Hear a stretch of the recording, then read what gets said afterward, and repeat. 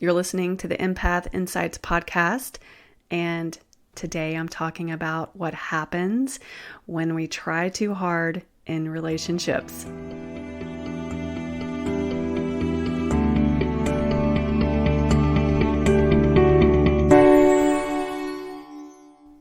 I'm Rachel Hudson, and I help empaths just like you learn to thrive, learn to stop absorbing other people's stress, and embrace your natural gifts. I also teach you how to manage your sensitivities in this sometimes insensitive world we live in. Well, I'm so happy to be back with you this week. And today we're talking about what happens when we try too hard in relationships. Listen, empaths, we tend to work really hard in relationships. I want to start with a quote that my first yoga teacher told me in 2004 at teacher training. His name is Lex Gillen of the Yoga Institute. He just reminded all of us that we can't be all things to all people. And this has stuck with me ever since. So what happens when we try too hard in relationships? You probably know, but I'm going to outline it for you. What happens is you want everyone to be okay, and then you end up starting to work overtime to solve the other person's problems. Now, I'm going to hit the pause here and just remind you, when I'm saying relationships, a lot of people's mind just goes right to the romantic relationships. I'm talking about work, friends, and family. That pretty much covers everything in partnerships. We start to take relationship issues sometimes too seriously, and then this pressure builds in the relationship. Have you ever been there? Have you ever felt like that? For example, you might be always asking the other person, what's wrong? Or is everything okay?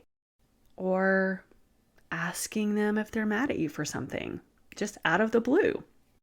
And this leaves you feeling like you have to work so hard. And it really doesn't have to be that way. Now, have you ever been in a relationship where it felt like another full-time job? Where it felt like it was just a lot of work? I have. So I have a couple of options for you. You might want to try for a lighter touch in relationships.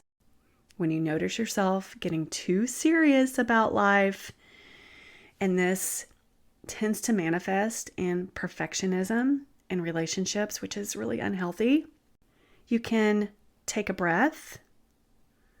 You can try one of my meditations, the 16-second meditation.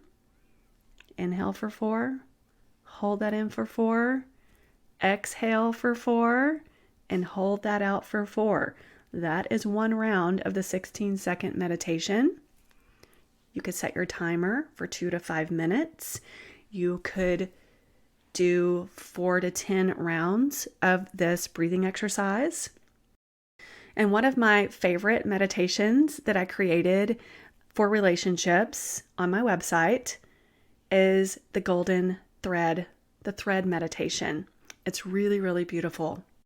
You might want to remind yourself that, hey, nothing has gone wrong here. Ask yourself, what if nothing's gone wrong? Those are questions I like to ask myself when I'm kind of in a tizzy, not just about relationships, but anything in life. Remind yourself that you don't need to make situations into a pressure cooker. Tell yourself you don't need to let anxiety disturb the peace, because sometimes our own anxiety can overflow into the relationship, creating an anxious relationship. Both parties might start to get anxious, and then everything starts to unravel. I have a writing exercise for you, and it's 4 parts.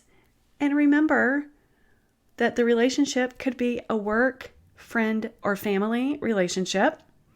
Number 1, write down, how can I bring a lighter touch into this relationship. Now, when you ask great questions, you come up with some great answers.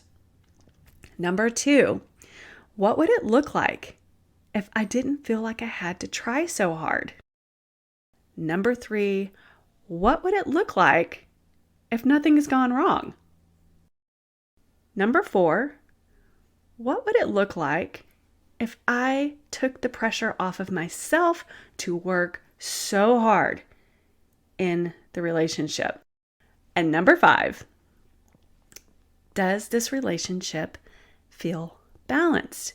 Now, these are some great questions that you can ask yourself if you're in a relationship where you feel like there's some anxiety and you might catch yourself trying way too hard. Ask yourself if you can bring a lighter touch to the relationship.